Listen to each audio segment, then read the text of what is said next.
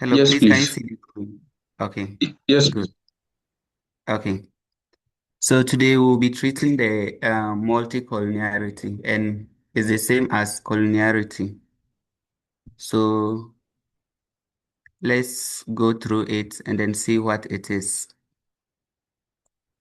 So what is collinearity or multicollinearity? We say it is a statistical phenomena in which two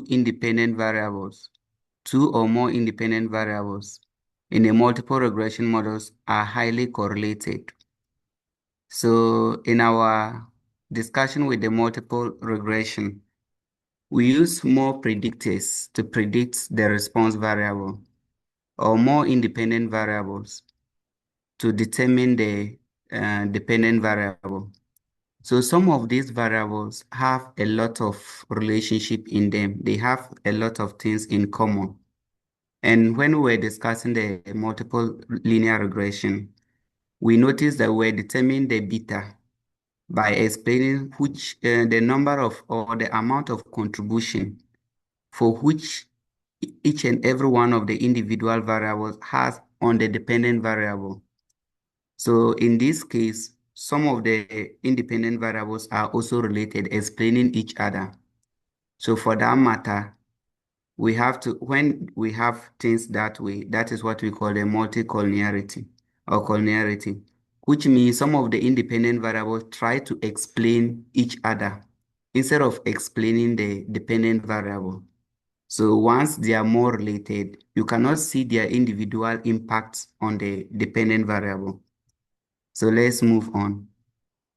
This means that one predictor variable can be linearly predicted from the others and substantially degree of accuracy.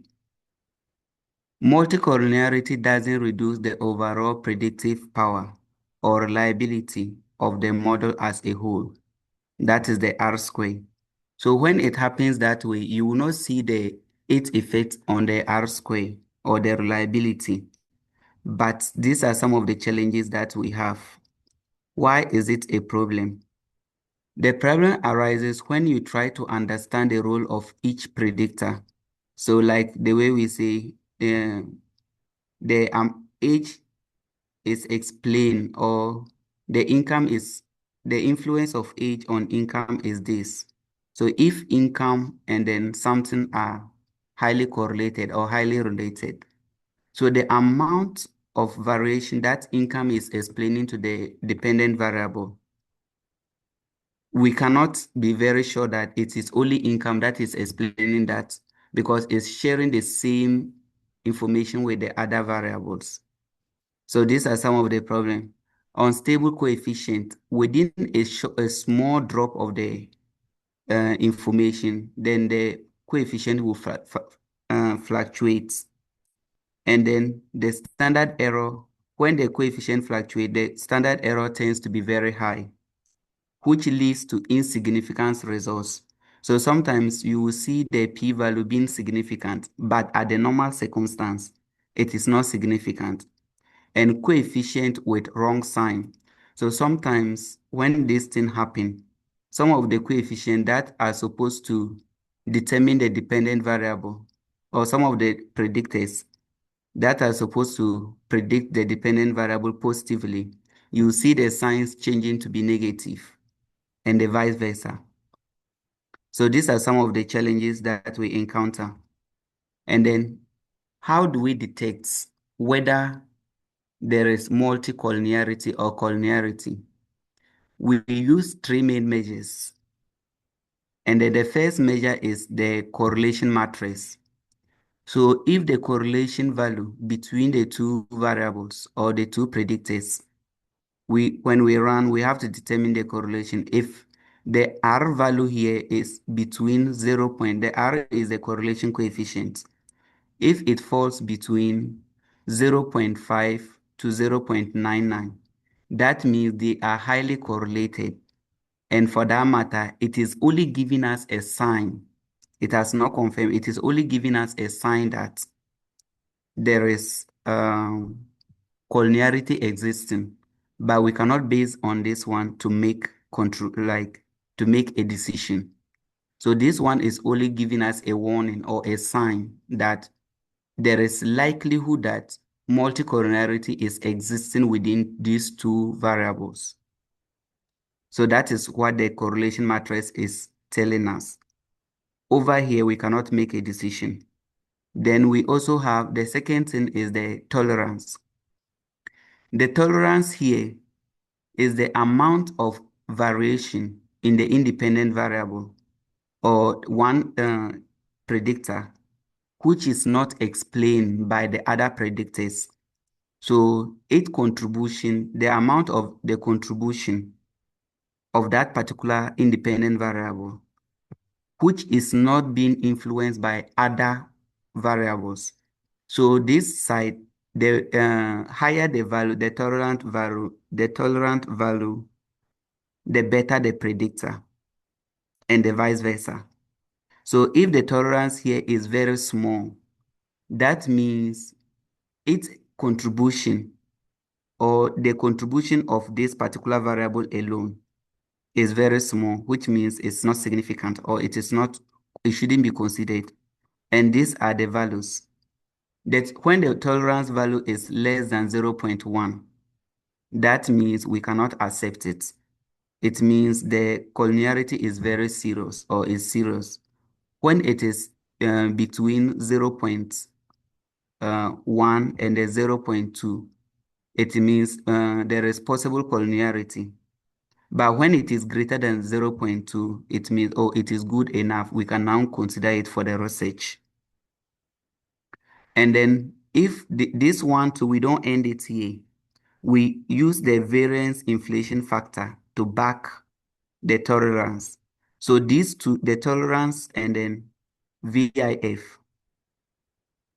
We always call this one VIF, VIF. So these two, tolerance and VIF, are the things we use in making our decision. So if the VIF here, let me highlight them. So the VIF measure how much the variance of a regression coefficient is inflated because of multicollinearity. So when there is multicollinearity, the value is being inflated.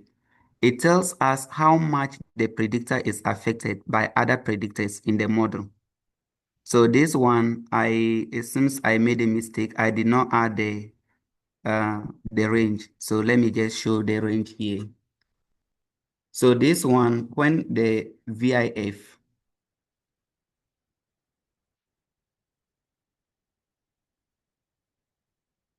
is less than 10,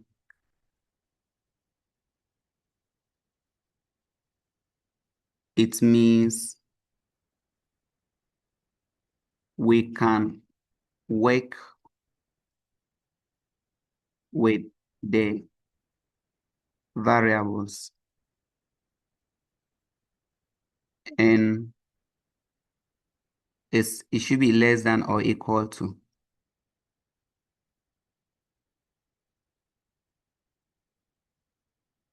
So when it is less than or equal to 10, it means we can work with the variables. Otherwise,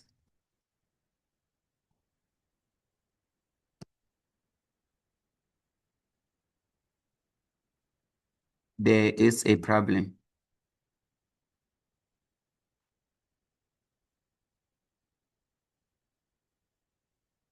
So basically, these are the things we use in checking the multicollinearity. First, we use the correlation. The correlation is only detecting, it's just giving us a sign that there is a possible multicollinearity existing within these two variables, or even if it is more variables. So, and the value that will give you the sign, it should fall within this range. And then the tolerance value here is the amount of variation in the independent variable that is not explained by the other independent variables. So that means the contribution of that particular independent variable which is not being influenced by the other independent variables because the independent variables are more. So the contribution of one particular variable and it's not being influenced. So that means that is the tolerance. And then we are expecting to get a bigger value or a larger value or a greater value. So when the tolerance is less than 0.1, it means that the collinearity is serious. When it is between 0.1 and then 0.2, that means it is moderate. And when it is moderate, we can still work with it. But when it is less than 0.1, we cannot work with it. And then when it is greater than 0.2, that means it is good enough for the research. So this side we can consider. This side, it is good enough. But this side, there is a serious problem there. And then the variance inflation factor, or we also call it inflation factor. So this one too, we use when the value is the inflation VIF is less than 10, it means that we can work with it. That means the inflation is small. And if it is more than 10, it means we cannot work with it. That is why I brought the otherwise. There is a problem. So what do we do when there is multicollinearity? When some other variables are explaining each other. So let me add another slide.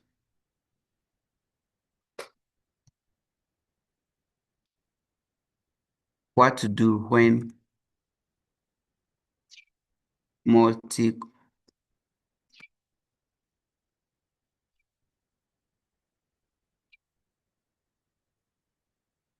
is serious.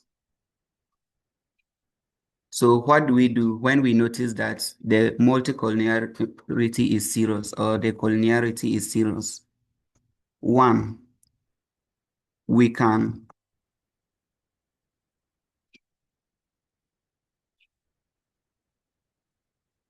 remove one of the independent variables.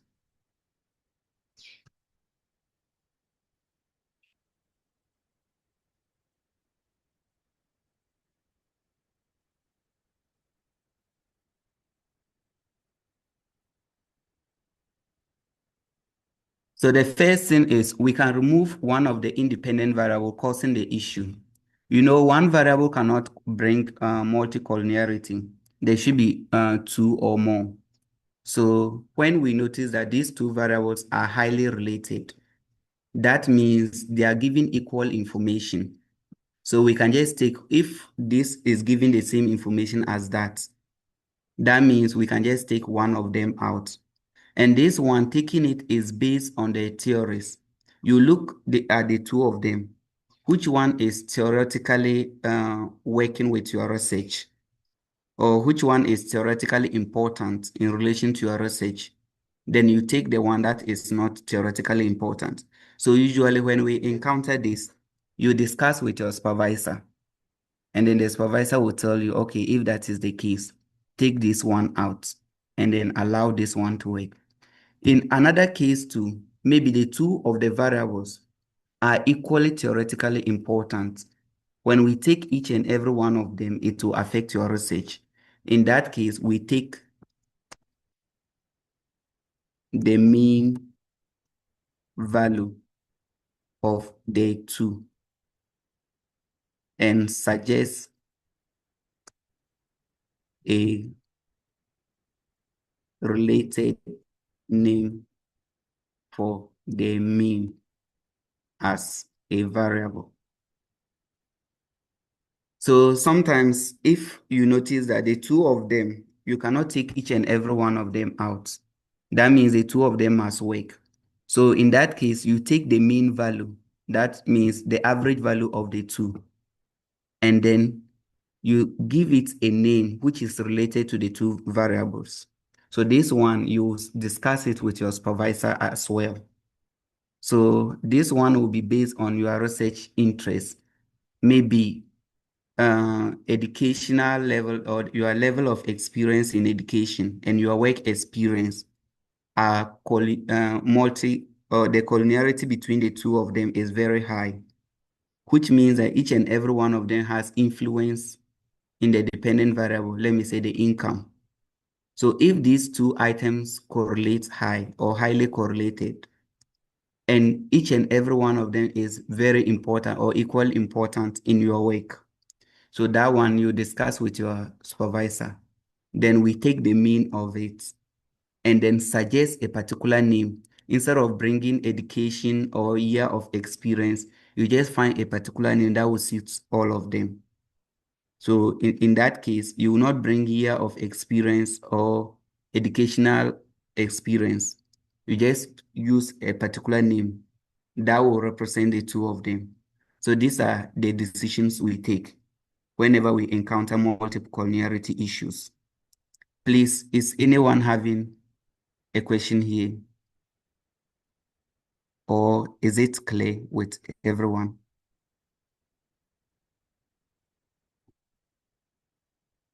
Okay. If there is no question, I think it is clear. Then let's move on and then take our data and then practice it.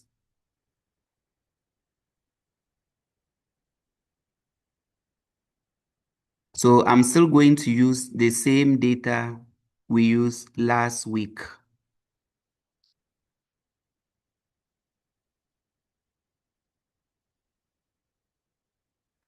This the data. So we are trying to predict our income, monthly income, based on some variables. So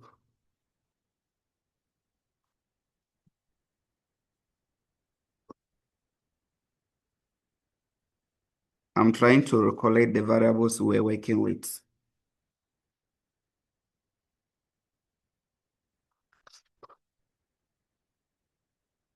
So now we want to predict our income based on these variables. I think, can someone remember those variables we worked with the last time? So we go to analyze as usual. I think when we are doing, we'll get all the variables. We go to analyze, regression analysis or regression. And then we select linear. So, okay, I did not reset it. I already have the variables here. So we have our income as a dependent variable, education, age, hours worked per week, regional, and then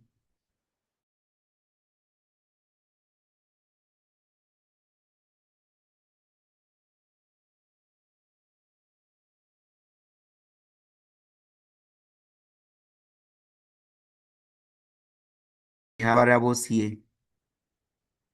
I think this one, you already know it, so that's why I'm moving faster. Then we go to statistics. Yes, model fit, descriptive, and then estimate. They are already checked. And then our multicollinearity diagnosis. So that is our main thing. So it's also been checked. So I think we don't need to go through these ones. So we say, okay, I'm sharing the outputs.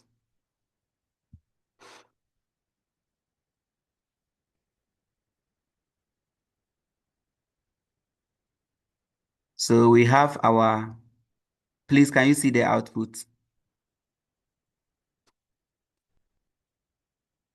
Yes, Or you can't see? we can see. Okay. So now we have our descriptive measures, our mean and then standard deviations, income and other stuff. So this one, we already gone through it. So these are the tables we'll be interested in. We come to the correlation matrix and then check. The range is 0.75 to 0.99. If we see any correlation value, so we have to always be using the one matching with the person correlation. So when we see the 0 points among the independent variables, if we see any value within 0.75 to 0.99, that means we need to detect it. So I think when we go through here, we could see age and the year of experience falling within that range. Please, can you see the value? Yes, you can see. 0.937. So this, I think this is the only value within that range. I think how, okay, yeah. Did you see another one? Yes. Okay, which S, one? okay, the same one. It's the same one, alternating. Okay, Mm. so with this one, let's check very well. Yes, that is the only one. So this is the only value within 0.75 and then 0.99. So this one here, it is trying to tell us that there is a sign of collinearity between year of experience and age, but we cannot base on here to make a decision, like I explained in the slides. So this one is only giving us a sign. So the correlation matrix here is only giving us a sign, but we cannot make a decision from this side. So now we had the sign, we go to our regression coefficient table.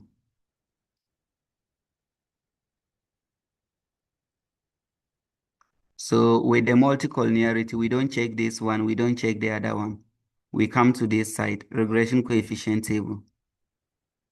So when we get here, we take the tolerance and then VIF. So we said when the tolerance is less than 1, less than 0.1, that means we cannot tolerate it. The multicollinearity is very serious. And then when the VIF is also greater than 10, that means the multicollinearity is serious. And for that matter, we have to act upon it. So when we check in the tolerance, did you see any value less than 0.1 under the tolerance? Yes, I think age and years of experience. Good.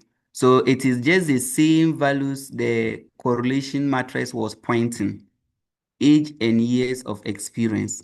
So they have their tolerance being less than 0.1. So that means their collinearity is very serious. And then let's check this same thing at the VIF. So the VIF, did you see any value greater than 10?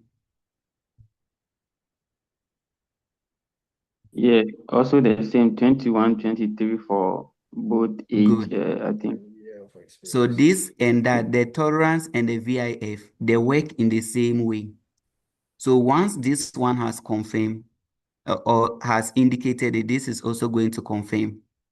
So this one is less than 0.1 and this one too is greater than 10. That means the collinearity is very severe. So these are the things we use in our decision making. So with this one, when you get it, you have to now move and then discuss it with your supervisor.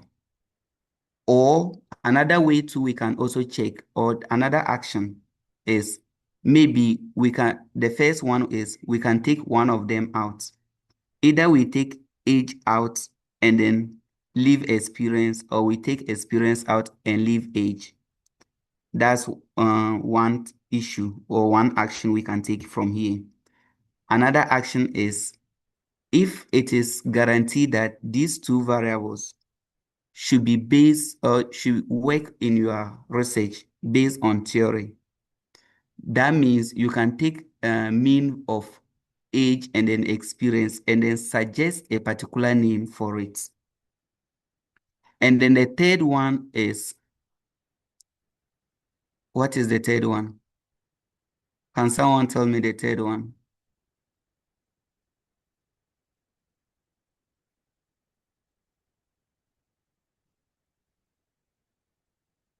There is another one.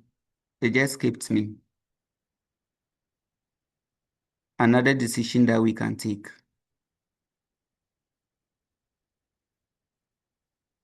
Okay, when I remember, I'll tell you.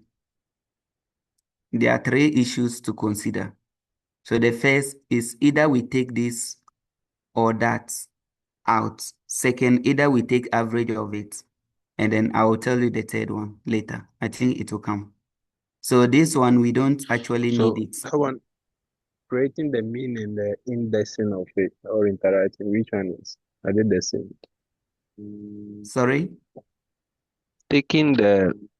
Finding the mean of those collineated value, almost collineated value.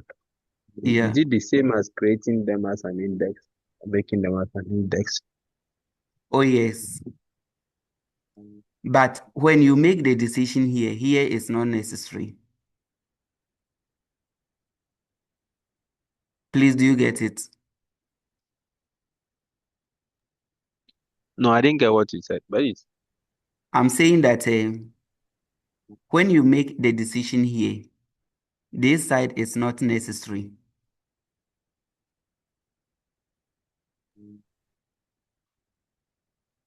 Did you get it?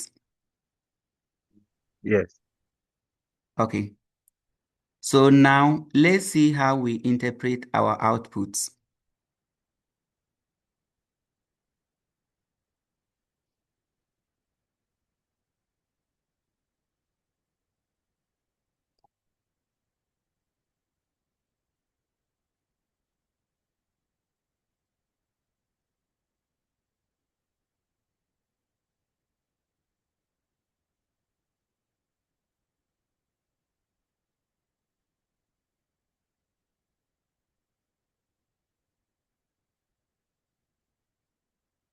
So we have our correlation table here, person's correlation. So we re-prepare it, and this is it. Whenever you are re-preparing the table, you make sure the table is being well summarized, like we just did here. You take some information out, like I explained the other time. So, and then our next table is the regression. We also have, so the correlation here, we just take the diagonal side. We take one side. Either you take the up or the down. But you can also, it is not wrong when you decide to leave everything in it. But academic acceptance, it's always preferred we use this one. So now this is our multicollinearity value. When we are reporting, this one is very necessary. And then we move on. And then over here, when we are reporting this and that, the tolerance and the VIF, variance inflation factor, they are also very necessary when we are reporting multicollinearity. So please, can someone read the report for us? So with this one, I just reported it as the overall, but just that I'm now explaining the multicollinearity. I assume, apart from the multicollinearity, this side you already understand. So that is why I'm no more talking about it. But in the report, I have included them. So let's see. Please, can someone read?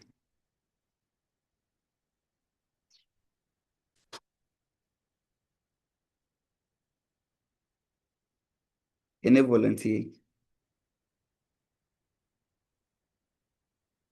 Okay, All right. all right. I'm reading. A Pearson product-movement correlation analysis was performed to investigate the association between monthly income, years of schooling, age, weekly working hours, regional index, and years of experience, which are all captured in Table 1. Monthly income had a positive and substantial correlation with years of education. R equals 0.14 and the P equals P less than 0.5. Age also had a correlation of 7.0 with a p-value of 0.001.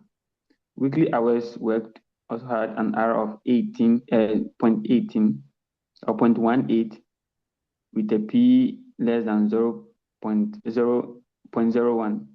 Regional index has an R of 0.19 with a p-value less than 0.01. And years of experience has an R of 0.64 with P less than 0.001.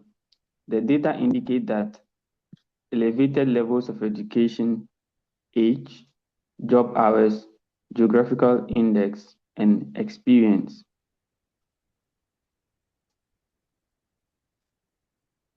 correlate with increased monthly income.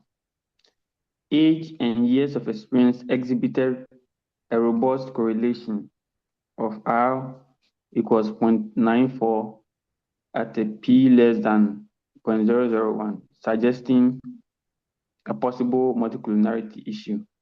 Given that Good. correlation So, over... sorry, please, small. So you see here, we are saying that when you get to this side, they said it exhibited robust correlation, and then this is the correlation value, 0.94, which is very high. But this one we are saying suggesting a possible multicollinearity issue. So the correlation side is just giving us a warning that there is a there is possibility that multicollinearity is existing between age and year of experience, but we cannot take a decision there. So please, can you proceed? Given that correlation over 0.80 to 0.90 indicates significant collinearity, additional diagnostics were performed within the regression model. So here, I think I made a mistake, 75 to 99. Okay. So this value here falls within here. Okay. So please, you can proceed. Okay, a multiple regression analysis was conducted to ascertain if years of education, age, weekly hours worked, geographical index, and years of experience significantly predicted monthly income. A comprehensive Good. model demonstrated statistical significance, with F statistics at 5 and 4 equals 71.59 at a p-value less than 0.001. Accounting for nearly 60% of the variance in monthly income.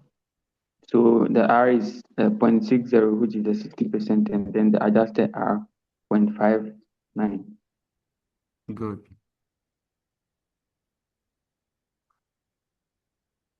This You can signifies proceed. that the array of predictors combined offers substantial explanatory capacity for monthly income. Analysis of individual variables demonstrated that years of education significantly forecast monthly income, where the beta value is 0.37, T statistics 5.36, and at a P value of less than 0.001, suggesting that greater educational achievement correlates with higher income. Likewise, hours worked per week with a beta value of 0.18 at T equals 4.32, also at a p-value less than 0.001, and regional index with a beta value of 0.18, T equals 4.35, and P also less than 0.001, emerged as significant positive predictors. Years of experience strongly predicted salary at beta value at 0.6 T 3.27, and P value equals 0.001. Nevertheless, H did not serve as a significant predictor of monthly income after accounting for the other variables, with its beta being 0.09, T 0.45, and P of 0.650. Because of the thing I use, they justify me. That's why it's been Yeah. stretched. Multicollinearity diagnostics revealed a significant collinearity problem between age and years of experience. Specifically, age with a tolerance value of 0.05 and VIF of 21.55, and years of experience tolerance value which is equal to 0.04 and VIF at 23.65 beyond the advised criteria where the tolerance value must be less than 0.10 and VIF greater than 10, indicating significant multicollinearity. This discovery corresponds with the substantial association noted between these two variables. Consequently, prudence is necessary when interpreting the regression coefficient for age and years of experience, and it is advisable to modify the model, example, by eliminating one variable prior to reaching definitive conclusion. Good. So you understand where we apply the multicollinearity. So I told you that when there is a serious multicollinearity, we have three issues. I just remember the third one. The third one, you can adjust the data, maybe by adding more of the data sets. So either first, you remove one of the variables. Second, you take mean value of it. And then third, by what? I just mentioned something now. We add more data sets. Adjusting data. Yeah, so we adjust the data. So we have three main issues there. By adjusting the data, by removing one of the variables, or by taking the mean value. So when the multicollinearity exists, these are the three possible ways we can address it. So, and that one will just depend on you and then the supervisor. Please, I hope with the issue of the multicollinearity is okay with you. In case you have, please, you have to always be practicing. In this analysis, if you don't practice, you easily forget. That is a fact. No matter how you know it, if you did not practice, you easily forget. So with the multicollinearity, you have to take notice of, we have gone through this one, the correlation. That's why when he was reading, I wasn't explaining this side. And then the beta side, I wasn't explaining.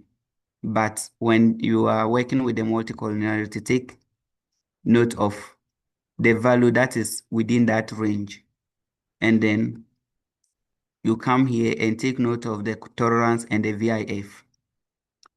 And then from there, you make a decision based on these three issues. Either you take one variable out, you strike out the mean value between the two, or you add more data. So if you don't have any question from the multicollinearity, I think we are done from that side, and then we move on to a different topic. I just sent you some data,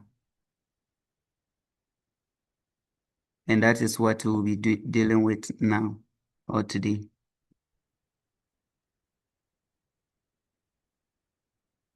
I'm sharing the data.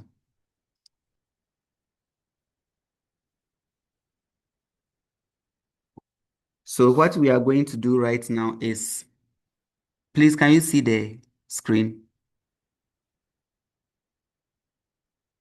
It's not loading. Not yet. It's loading. Okay. Let me stop it and reshare because my side here too is not showing.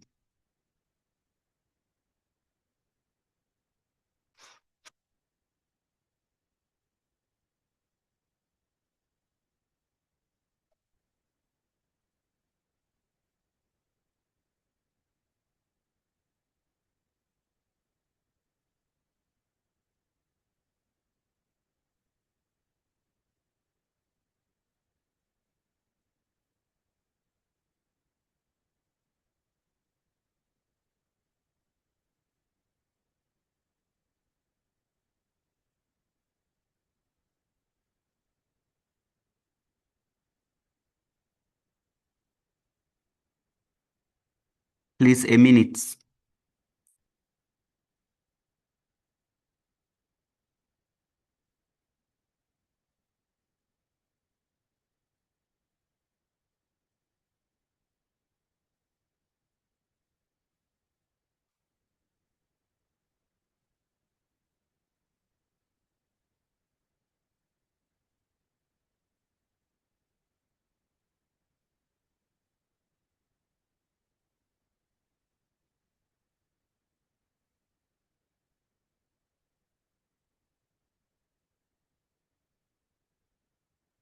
Can you see it?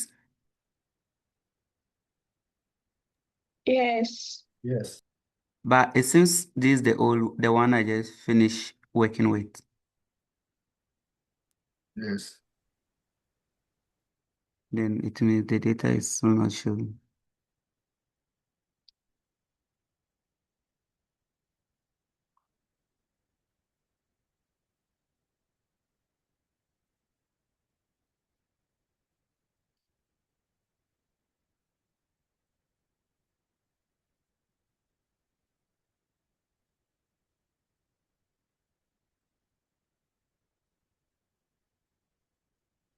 Please, can you see it now? Yes. Good. So these data sets, we are going to do exploratory factor analysis. So EFA. So this is personal generated data, but it's just for the purpose of our teaching. So I generated it myself. So now this AP here represent academic pressure. I think when I sent it to you, I defined these items with the Excel. I created another side, another sheet, and then AP, academic pressure, and then TM, time management, and then this one, I've forgotten what I used for it. Let me check for my Excel. So emotional exhaustion.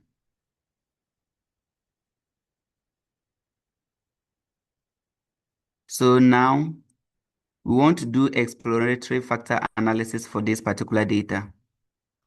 Before we go into it, we have to, let me explain it. I think I prepared a slide on that. So exploratory factor analysis, what is it? It is a multivariate statistical technique. So when we say multivariate statistical technique, it means that we are dealing with more than one variable. So when we are dealing with only one particular variable, it is univariate. But when the variables are more than one, that means two or more, it becomes multivariate. So it is a multivariate statistical analysis or multivariate technique, statistical technique. It is used to identify underlying latent construct. There's factors that explain the patterns of. So when we say latent, what do we mean? That's why I highlighted it. So when we say latent, they are variables or latent variables. They are variables which you cannot see with your eyes, but you use some other variables to measure it. So things like emotions, you cannot see the emotion of somebody, but you can start asking, um, you get excited when you see this thing and the person will indicate strongly agree. You become happy when you see this, or you become happy when you get the news. So once we start putting those information together, though they are not the things we are interested in, but those things are trying to identify whether the person is highly emotional or uh, low emotional. So since we don't use that, we cannot see the emotions, but we use other variables. So the emotion itself becomes a latent variable. So it is used to identify underlying latent constructs. So the constructs are just the same as factors. So factors that comes together to explain that thing. Another thing too is intelligence, intelligence of somebody. So intelligence itself is a latent variable. When you see someone is intelligent, you cannot just look at the person and see that intelligence in him. So it will depend. His speed in maybe let's use it in academic perspective. His speed in calculating mass. So if we want to determine someone intelligence, we determine the speed the person use in calculating mass, the accuracy of his results or the answers that he gets from the mass, the rate or the time he spent in learning, and the time he used in understanding whatever he's learning. So those becomes the factors that we use to determine the intelligence of the person. Please, do you get it? So since we cannot see the intelligence ourselves and we use other factors, this one becomes latent variable. So that is the concept of the exploratory factor analysis. So we use multivariate technique. So that means we have to get more than one variable. And then we use it to determine a variable that we cannot see with our own eyes. And then how do we determine or the decisions to make, the things we consider whenever we are dealing with the EFA or exploratory factor analysis? The items for decision making in this particular area, we use KMO. We have discussed KMO first. Sorry, we have discussed it before. That is, it determines the adequacy of the data in achieving whatever we are interested in. And then we also have Butler's test of sphericity. That one too, we have discussed it earlier. But at the point I was discussing the reliability and the validity, I should have continued with the exploratory factor analysis. By then too, if I move with that one, I'll confuse a lot of people because most people are not familiar with the analysis. And that one is a technical analysis more.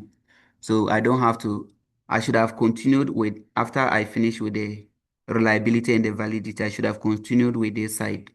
But if I move that way, I will confuse a lot of people. So we also have anti-image matrix. So I will discuss it. Aging values, I'm going to discuss it. Discrete plots, communalities, and total variance explained. So these are the things we need when we are dealing with the EFA. So now let's take the KMO.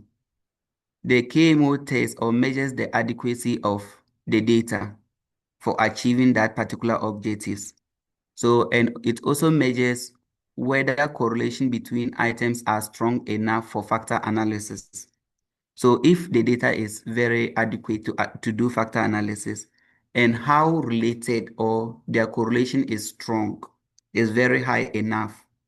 So this one, because we use more variables, they need to work together. So are they actually ready to work together in order to achieve whatever we want? So that is the concept of this one. And then for the KMO to be accepted, it should be greater than or equal to 0.6. So when we have it this way, it implies that the data is adequate for factor analysis. or there is adequacy of data for factor analysis.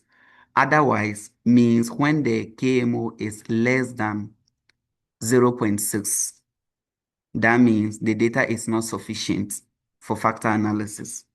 And for that matter, either you add more data or you just ignore factor analysis. You need to get something around here. So that is the concept of this one. And then the Bartlett's test of sphericity. It determines whether correlation matrix is significantly different from identity matrix. So let me explain this side to you. Correlation matrix and identity matrix. Because if you did not understand it, I think this thing will not be making sense. I'm sharing our outputs, what we had already.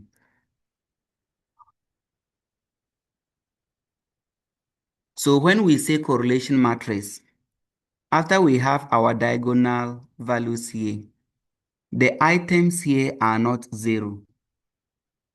So, but when we say identity matrix, that means when we have our diagonal, the 1, 1 within the diagonal, the rest of the items becomes zero. That is the identity matrix. So that means there is no correlation among the variables. When the correlation is zero, that means, when I explained earlier, that means there is no relationship among the variables. So that is what the Bartlett's test of sphericity is trying to measure. So whether there is statistically correlation relationship among the variables.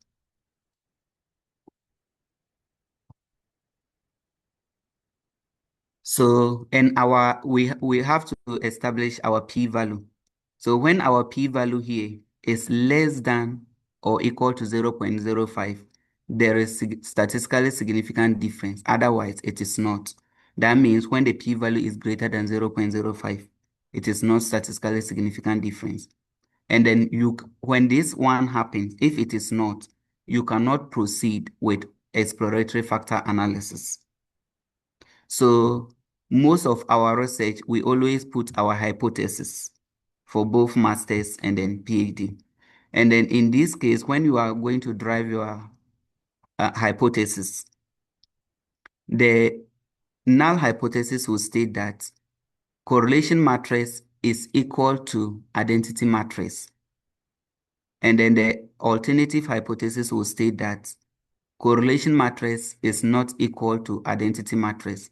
And then I think this is also another term I need to break down. Hypothesis. When we say hypothesis, it is a test which is put forward for us to confirm whether it is true or it is not true. So we are only going to confirm whether whatever we have here is true or it is not true. So the null hypothesis, that is the H0, that is what we call the null hypothesis. Well, it is a hypothesis of equality. That one will say that nothing is different.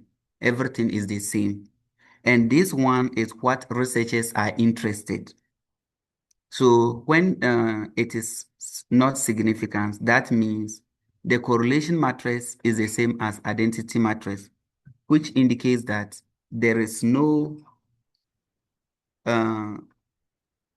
relationship among the variables or the items. But this one is telling us that since the correlation matrix is not the same as the identical matrix, that means there is a relationship. Please, do we get it? So that is the concept of the Bartlett's test of sphericity in factor analysis.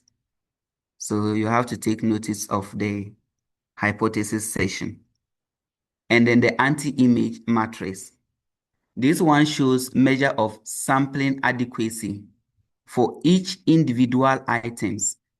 So this one, the KMO, is sampling adequacy for the overall items, but this one is taking each individual items, the anti-matrix. So when this one, the value here is greater than 0.5, we keep them. That means the individual item. So it's depending on each item. Here is one item. So it's now assessing each and every one of the item. So when the item influence is uh, greater than or equal to 0.5, that means the item is enough or is good enough to keep. Otherwise, when the value there is less than 0.05, that means it is not good to keep. So that is the concept of the anti-image matrix. And now we also have our eigenvalues and total variance explained. So our eigenvalue, when it is greater than 1, it means it is being accepted. Otherwise, it is not accepted. So the eigenvalue here is what we use in the total variance explain. So when we start the analysis itself, I think you will see it. And then we also, but when we get here, we don't base on whatever we have here to make a decision. We proceed, and it is being supported by something called script plot. This one is a graph. And the script plot, we use it to determine the elbow, where there is a match fall, or, our elbow, like when there is a match curve or a fluctuate curve or a fluctuate in the drop of the curve. So when we start, I think that side, unless I use the graph to explain, please, can we have a 10 minutes break and then come back at, I just want to break my fasting. Sure. So Sure. at 7:10, then we come back. By my time, it's 7 now. Okay.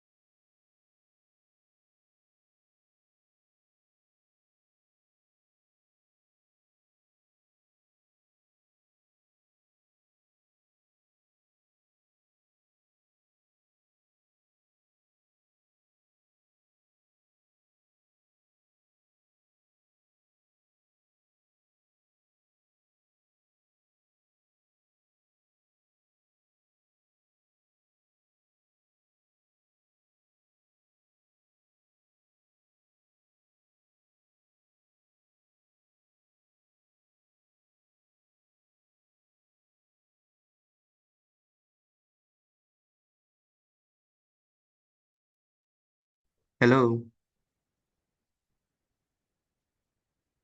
Please, can we continue?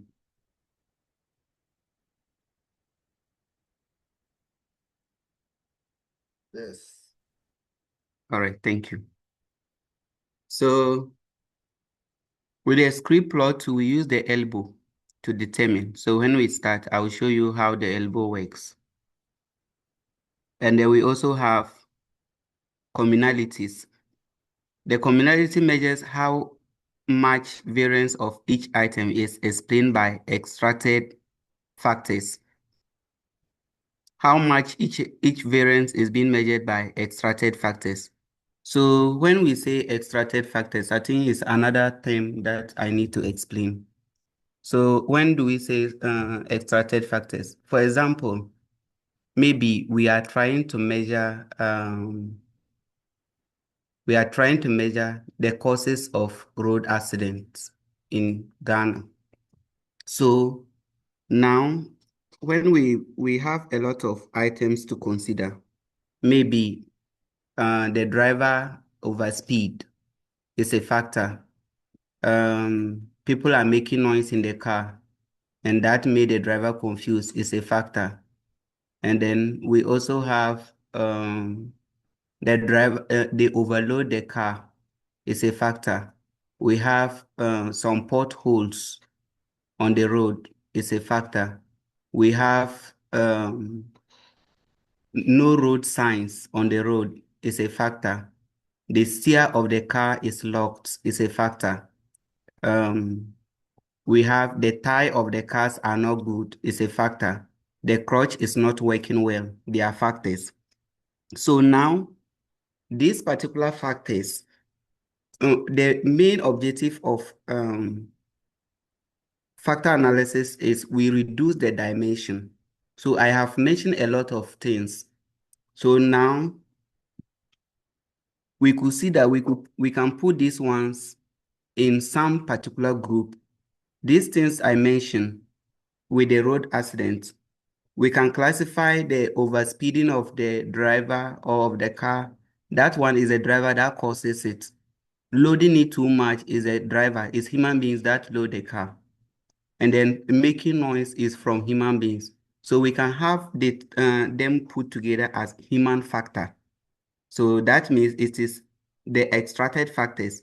They are factors we cannot just see directly, but they influence it. So we now put them as human factor. And then we also have information concerning the steer locking, the clutch not working properly, or the clutch has been like the clutch not working, the brake is not working, the steer and other stuff, anything related to the car. We can also classify them as vehicle factor. So these are information of the car. They can also cause the road accident. So we put those information as vehicle problem. The first one could be human problem. So now we are putting them, giving them a name. The name we are giving becomes the extracted factors. Please, do we get it? And we also have no road signs, there is pothole or potholes on the road and other stuff, or the curves are too sharp. Those ones are the road factors. So instead of mentioning this about the road, so we just classify them as road factors. So those things becomes extracted factors. So that is basically measures how much variance of each item is explained by the extracted factors. So now when we check the communalities, if the communality is greater than 0.5, it means it is good enough. The item is good enough. And then when the value is within 0.3 to 0.9, it is not good enough, but it is accepted for the research. And then when it is less than 0.3, that means it is not good. We can just take it out. So that is basically what the communality aspect is explaining. So it measures how much variance of each item is explained by the extracted factors. So Now we understand the extracted factors. The extracted factors is different from the latent factors or latent variables. So now let's dive into the data and then see how we work with the factor analysis. After we have identified these items and then we move through them, how each and every one is used. Now let's dive into the data sets. I'm sharing the data.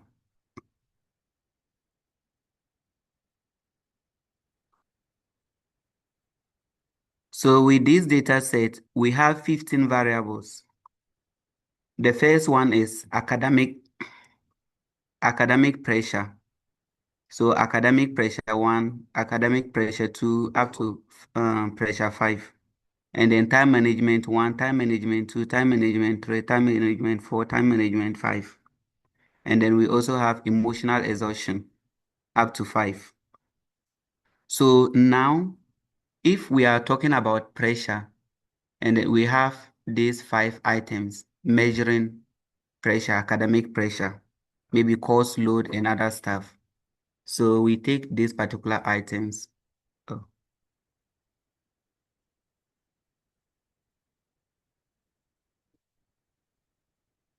let me reshare it because it has covered some part of.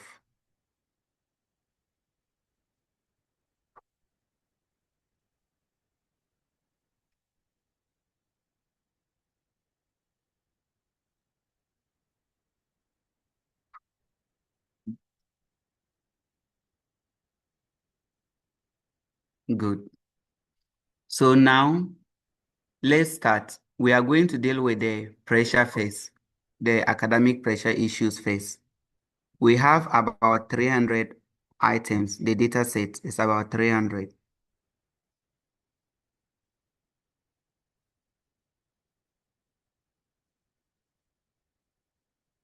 Yes, 300. And each particular session, we have 5 variables or 5 items. So let's see how each and every one of them work. In dealing with the factor analysis, we go to analyze. And then we select dimension reduction. Like as I explained, the main objective is to reduce the dimensions. And then we move to factor.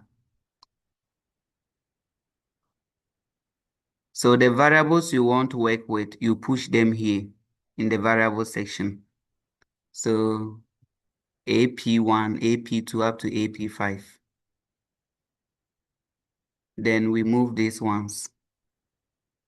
And then we come here and then we check our KMO. It is very important.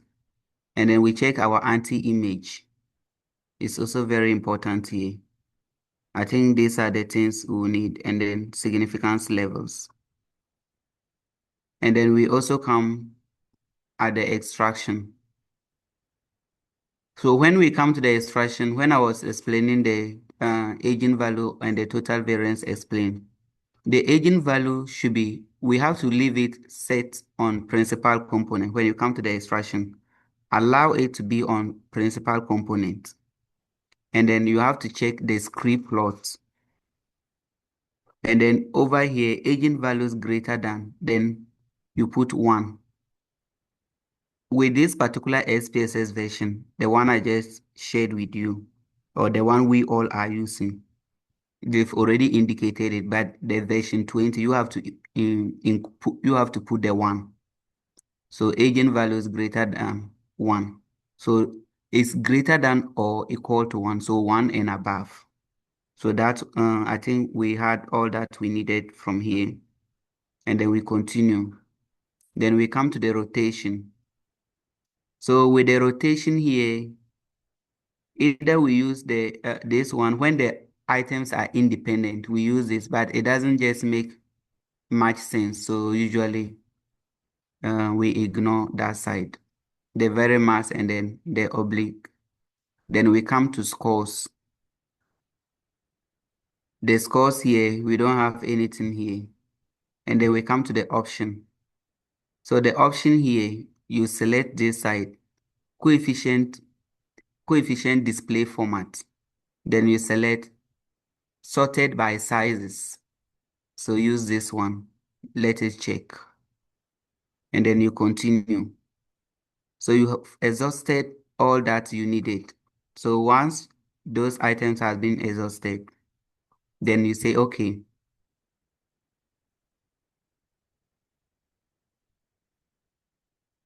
Let me share the output.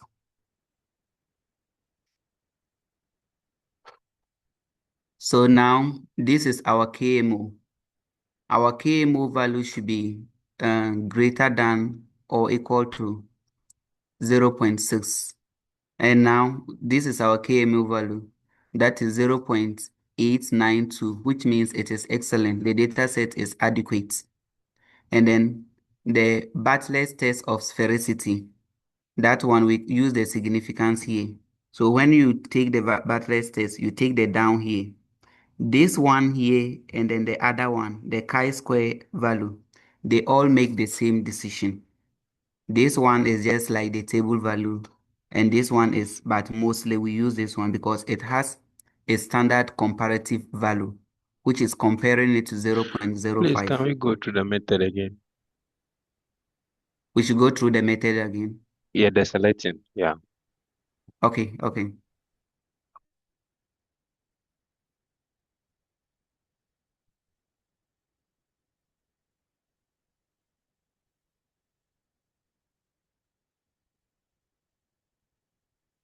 So please, can you see the data? Yes, I can see that. Okay. So we go to analyze, then dimension reduction. Then we select factor. Let me reset it. So we take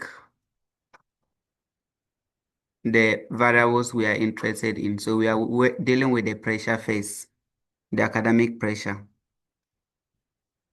Now, with the academic pressure, you come to descriptive. The univariate descriptive is important, but I have already explained where we have our mean and a median and those things. When you come here, the significance level here, correlation matrix, under the correlation matrix, the significance value here is also important.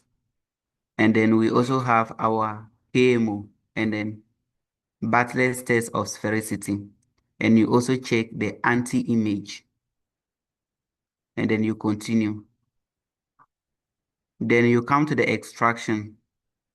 So with the extraction here, you have to select the script plot. It's very important. So that one supports the total variance explain. So over here, you have to make it eigenvalues based on eigenvalues. So eigenvalues greater than 1. So this particular SPSS version, by default, it will indicate the eigenvalue.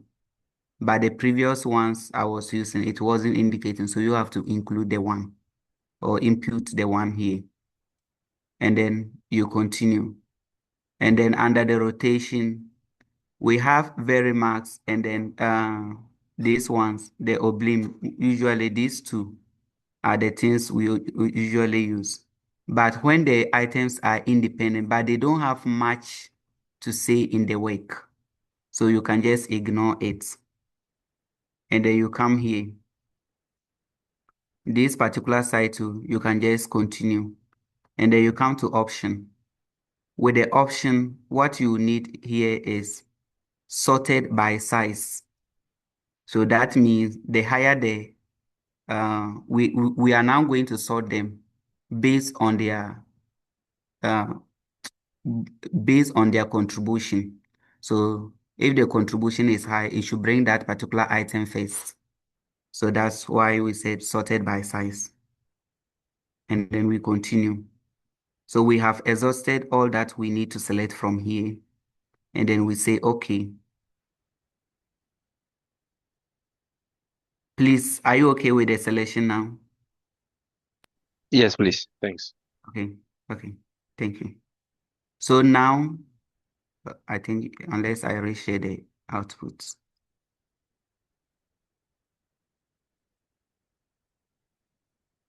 Now, these are our outputs. The descriptive statistics, we have our means and the standard deviations, and then the number of items is just 300.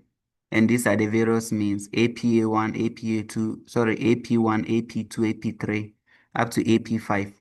So our KMO here, we said the KMO value should be greater than or equal to 0.6. So it should be that, in other words, it should be 0.6 and above. And now we have our KMO value to be 0.892, which means this one is near excellent, very good. When it is 90 and above, that is, or 0.9 and above, that is excellent. So this one is near excellent. Even when we convert it, we are going to get excellent, but we leave it as very good. And then the Bartlett's test of sphericity, we use the chi-square and then the p-value. They all mean the same thing. So we always ignore this one, because this one we have a standard comparative threshold, which is 0.05. And then when the p-value here, this is our p-value, the significance here. If it is less than less than or equal to 0.05, that means it is significant. And in that case, our null hypothesis is the correlation matrix is equal to the identity matrix. So, and then our alternative hypothesis is correlation matrix is not equal to identity matrix. So, which means that there is correlation among the data, or there is relationship that is exhibited within the data set. So in that case, we reject the null hypothesis and we accept the alternative.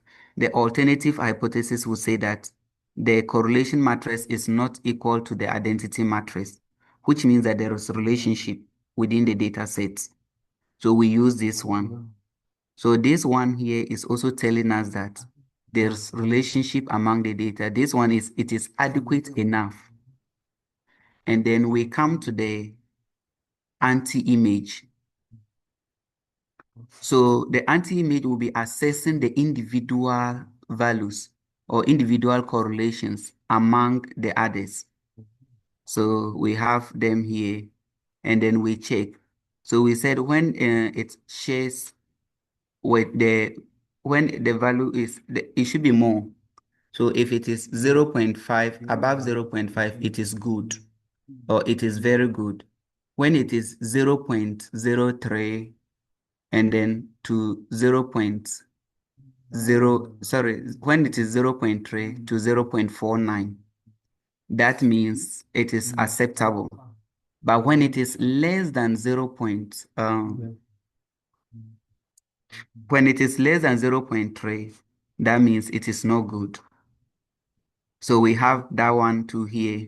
So based on that, you can check these ones yourself, and you can tell those that relationship are not good. So we move to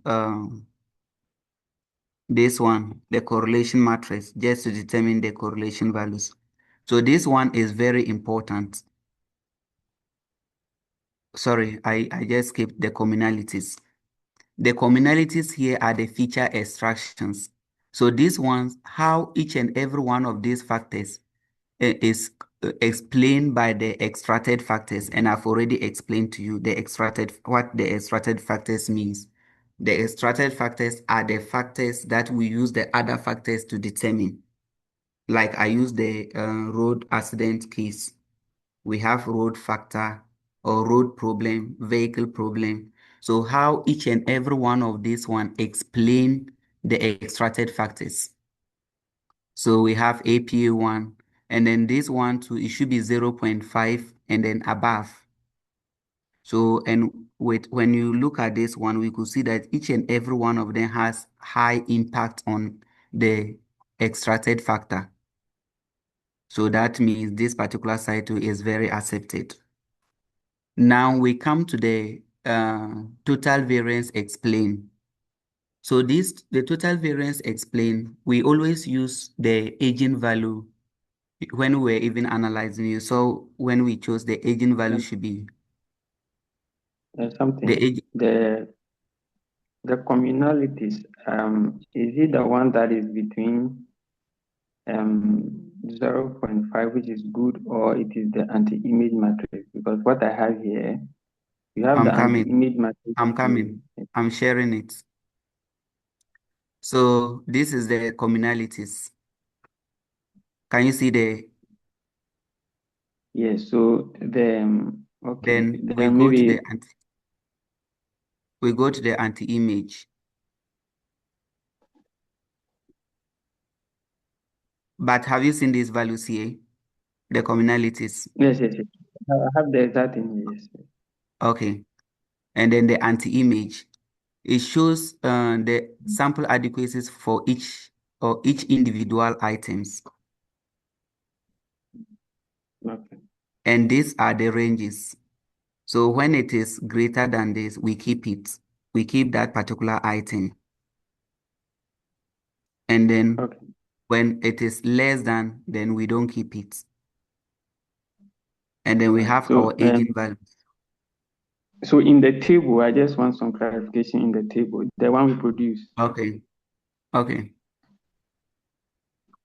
I'm going back to share that one.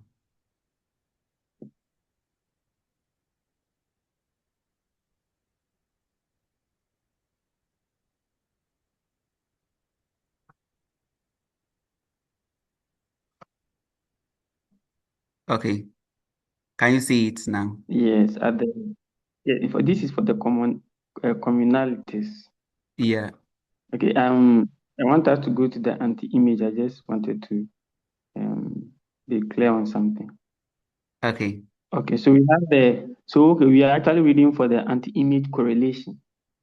Yes. But there are two anti-image covariance and anti-image correlation. So I want to be clear. Which one We do you use read? the Do you read the anti-image matrix, Okay. not this one. No, no. If you look at the anti-image matrix, there are um, okay. There is one that is anti-image covariance, and the other Yeah, that's so anti-image correlation. you are right. Like we use the anti-image correlation. This side. Okay. Sorry, I did not Okay. emphasize much on that. Please, are you okay now? Yes, I'm okay. Okay. So now, so you use the values that I just indicated to compare the relationship. Now with the total variance explained here, it's also telling us that the number of extracted factors or how many extracted factors do we have that are enough for us? We said the objective of the exploratory factor analysis is just to reduce dimensions. So out of these 5 items, how many dimensions is best or is enough to explain or to lead, such that the other dimensions may not even be very important, even though they are important, but they have little contribution. The first, when we put them into that particular extracted value, like putting it in a particular group. So when we look into this one, we said we make the decision when the agent value is greater than is greater than 1. And then how do we get the agent value here? We take the total, this particular side, the total here or here. So that is where we determine the agent value. These are the total agent values. So when we take the first one, this one is 3.617, which is greater than 1. The rest are less than 1. So, and when we put it in the first latent alone, the first extracted factor alone, it explains 72.35 or 348%, which is enough. So that means this particular one has made enough inputs So the other one, the second variable here, it contributes only 8 point something percent, 8.9 something percent. So this one can just represent the entire data. So that is what we say the total variance explain. And then these ones, they are just adding small, small. You remember when we were selecting the items, we said sorted by sizes. So basically that is how it means. But this one here does not necessarily mean it's for AP1. That means the first extracted factor. We have 5 items, so we can extract we can have about 5 extracted factors. But here it is just trying to tell us that one extracted factor is enough.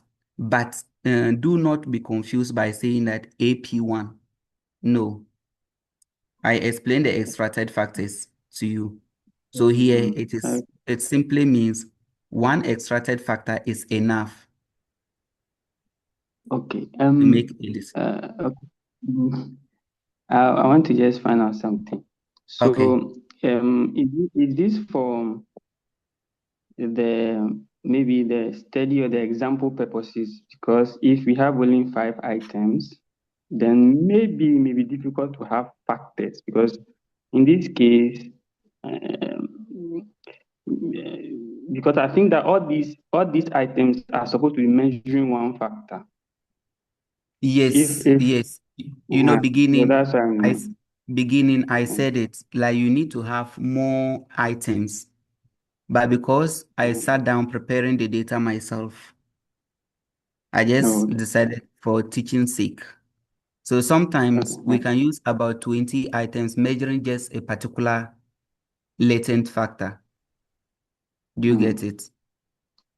Yes, please. Thank you. Just that this one, I'm just using it to explain to you the decision we can make with each and every one of them. So because the variables are not enough, maybe that is why it has limited it to. So sometimes when they are 10, it can give maybe about 3 extracted factors. Or when they are 20, maybe it can give about 4 extracted factors. But because this data is small enough, that is why we have it this way. Please, are you okay now? Yes. Okay. Thank you so much. All right, you're welcome. So our next one is the script plot. So with the script plot here, we use that one to support the total variance explain. So, and then I was mentioning something called elbow. That is when it fluctuates, when it starts from the highest and then start reducing. So when it started making things like the diagram starts to look like flats.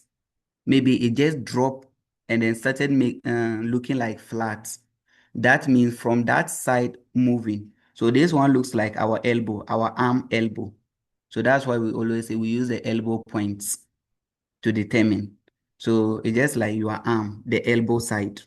So that is what we have here.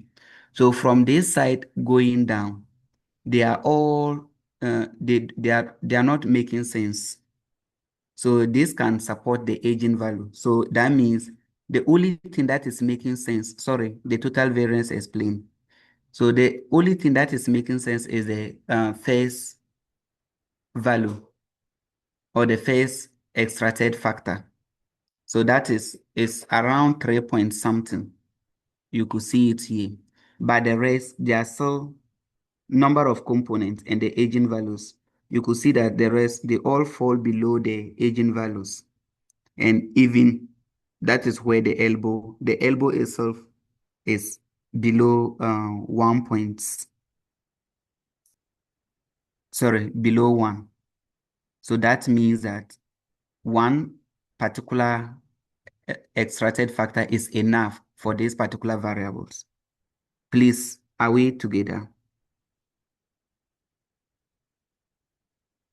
So the script plot here and the total variance explained, they make almost the same decision. Please, are we together?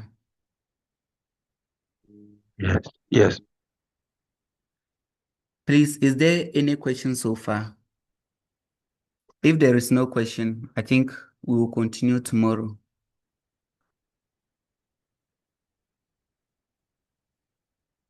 I just have to go and pray. Oh, okay. So I hope we'll get the slides and the drafts. So Okay. after tomorrow, I will send Mm. everything to you. Okay. Okay. Thank you. Yeah. I just want us to go through like the way we've been doing. Then I send it to you. If they don't have a question, is Dr. Arena around?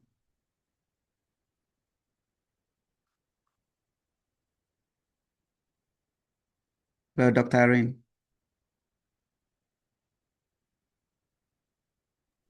Hello, Dr. Bash. Yes. I think if they don't have a question at this point, we can just. Okay, there is a hand. Okay. Let me respond to him. Yeah, Say Augustine. I think there's a question on the chat box. Can we check that? Okay.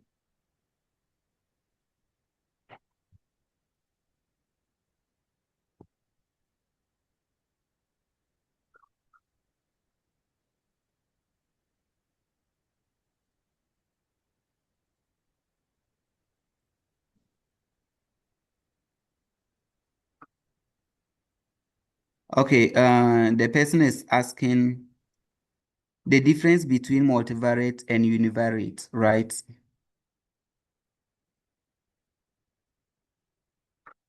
So when we say multivariate, that means we are dealing with more than one variable. And if it is univariate, we are dealing with only one variable. That is just basically, in any cases, even when it is regression, in all cases, when you are dealing with more than one variable, it means multivariate. That means multiple variables. And when it is just one variable, it is univariate. Please, is the question answered? Yeah, I think the person had in relation to dependent and independent variable. Yes, I'm saying that when it is multivariate, it means we have more than one variable. So maybe the question is not very clear, but the difference between multivariate and the univariate in relation to anything, multivariate is is more than one, and the univariate is one.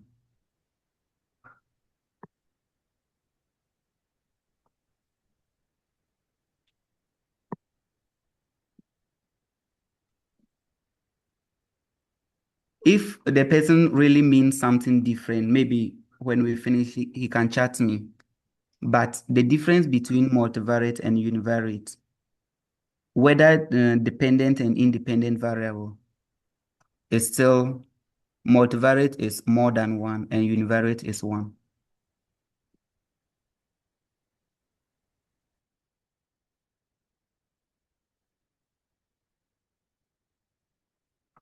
Dr. Arin? No, Dr. Bash. Okay, so I think at this point we would have to end the class and continue hopefully tomorrow, right? Yeah. Okay. So in the absence of further questions, I will call it a night. And those of us here who would want to join the Smart PLS class, we can join at 8 p.m. So we have about 14 minutes break to join the next class. So see you in the next class and for tomorrow's class as well. Bye-bye.